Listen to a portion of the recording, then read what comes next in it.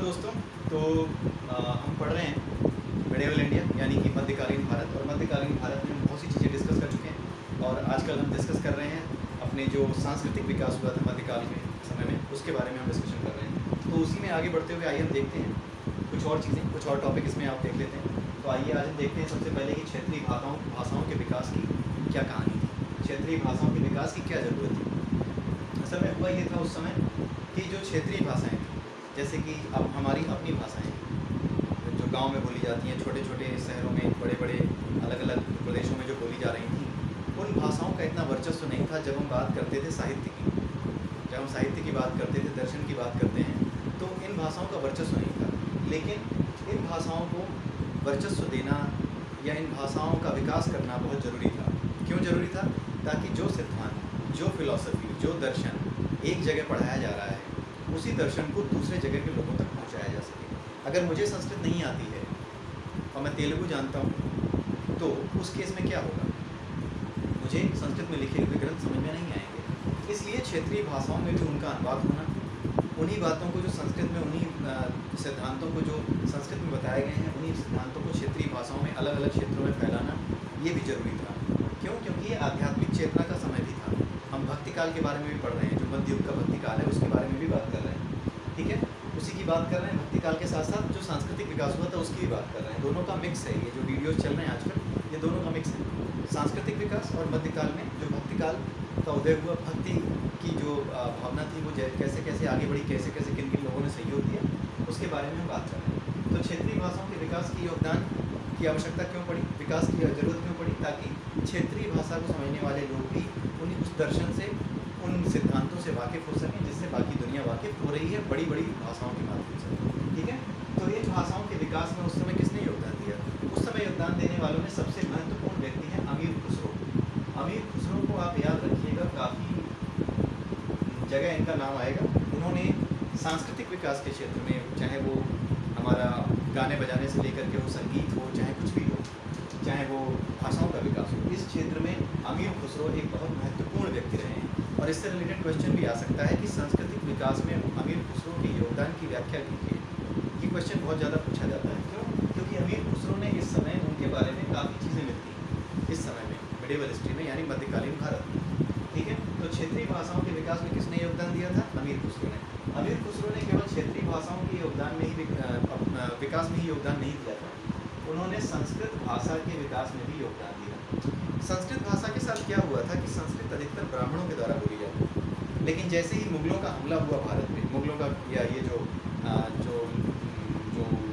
तुर्क थे, तुर्क लुटेरे थे, मंगोल लुटेरे थे, जैसे जैसे इनका हमला हुआ भारत के ऊपर, वैसे वैसे क्या हुआ, ब्राह्मणों का वर्चस्व कम होता गया। इन्होंने ब्राह्मणों को कहीं तो मार दिया, उनको भगा दिया, या उनके ग्रंथ फाड़ दिए, तो मंदिर उनके तोड़ दिए, तो उनकी जो बेसिक चीज़ें थी उनके अस्तित्व पे ही चोट कर दी।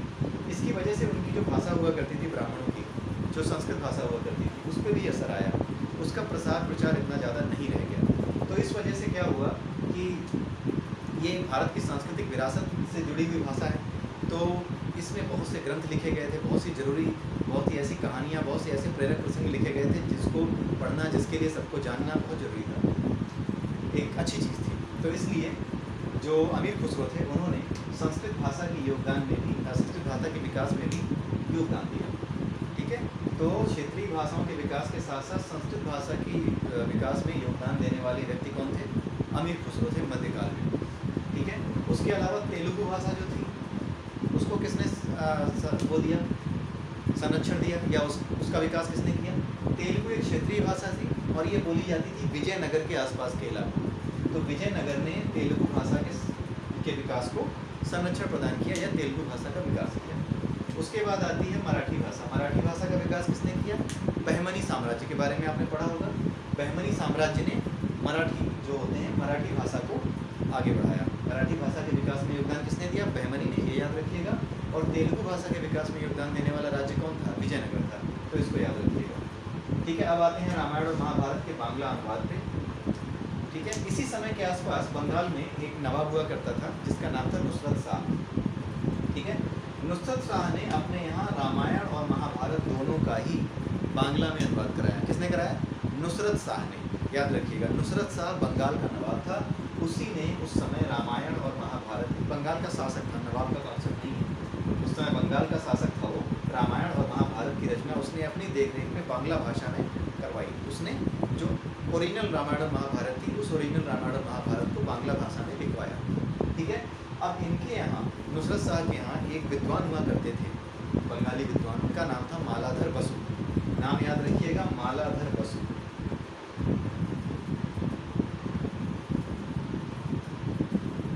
ये जो मालाधर बसु थे, इन्होंने क्या किया था, ये संस्कृत के बड़े अच्छे जानकार भी थे और बांग्ला के भी अच्छे जानकार थे, तो इन्होंने ही भागवत का भी उसके ही संरक्षण में, नुसरत शाह के संरक्षण में उन्होंने ही भागवत का भी बांग्ला में क्या किया, अनुवाद किया। जो भागवत होता है हमारे यहाँ पढ़ी जाती है, उसका बांग्ला में अनुवाद कराया किसने, नुसरत शाह ने। किसके द्वारा, मालाधर बसु के द्वारा।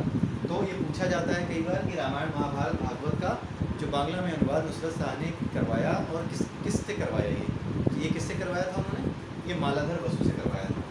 ठीक है। आगे आते हैं रवाब और सारंगी, ये वाद्य यंत्र हैं। सारंगी तो आपने देखी होगी, ठीक है, नहीं देखी है तो गूगल पे सर्च मार लीजिएगा। रवाब भी आप गूगल पे सर्च मार सकते हैं। आपने देखा होगा कि गुरु नानक की फ़ोटो अगर आपने देखी होगी तो गुरु नानक के साथ उनका एक चेला रहता था, इसका नाम था मर्दाना। उस मर्दाना के हाथ में एक बजाने वाला यंत्र रहा करता था, उसी यंत्र को रवाब कहते हैं।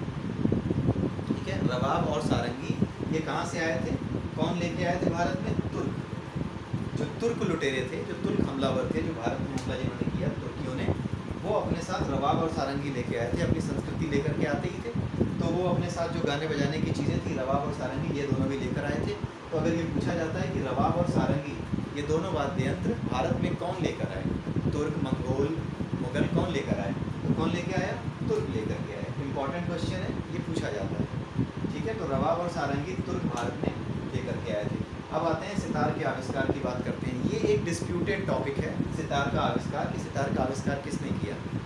ऐसा माना जाता है कि सितार का आविष्कार किसने किया था, अमीर खुसरो ने किया था, ऐसा माना जाता है, लेकिन इसकी प्रामाणिकता नहीं है, संदिग्ध है इसकी प्रामाणिकता। सितार का आविष्कार अमीर खुसरो ने किया, इसकी प्रामाणिकता संदिग्ध है, लेकिन ऐसा कहा जाता है कि इन्होंने किया। तो ये याद रखिएगा कि प्रामाणिकता संदिग्ध है, किंतु अमीर खुसरो को माना जाता है। ठीक है। शास्त्रीय ग्रंथ था एक राग दर्पण। ठीक है। राग दर्पण का फारसी में अनुवाद कराया गया था। इसके बारे में आप गूगल पे पढ़ लीजिएगा, ये था क्या, बहुत ज़्यादा जानने की जरूरत नहीं है। आप ये याद रखिए कि राग दर्पण एक शास्त्रीय ग्रंथ था और इसकी जो है फारसी, ये संस्कृत में था, इसको फारसी में किसने अनुवादित कराया था, फिरोज शाह तुगलक ने।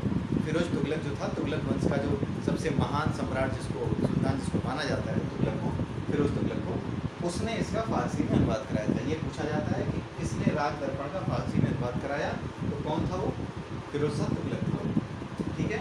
अब आखिरी टॉपिक देखते हैं, मान कौतूहल। ग्वालियर के एक राजा थे, राजा मान सिंह, आपने उनका नाम सुना होगा, राजा मान सिंह का। तो राजा मान सिंह ने ही ग्वालियर में अपने यहाँ मान कौतूहल की रचना करवाई थी। अपनी ही कहानी उन्होंने लिखवाई है, उनके जो प्रश्न थे उन्हीं प्रश्नों का संग्रह है, उसी से जुड़ी हुई कहानियाँ हैं।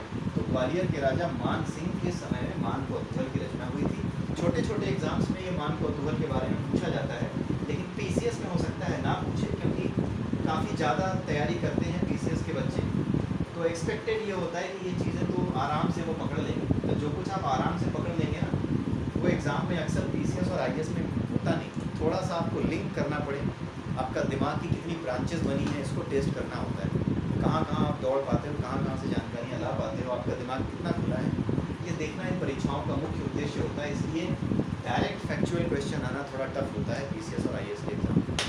ठीक है। बाकी पीसीएस का तो पता नहीं, लेकिन यूपी पीसीएस में पिछले 2-3 साल से ये ट्रेंड है कि उन्होंने फैक्चुअल क्वेश्चंस पूछने कम से कम कर दिए। अब उन्होंने कॉन्सेप्चुअल क्वेश्चंस पूछने शुरू किए हैं।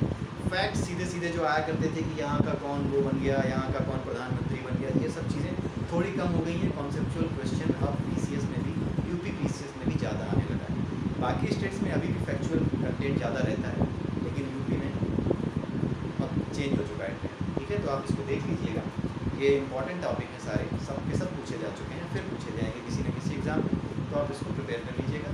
और आज के लिए इतना ही।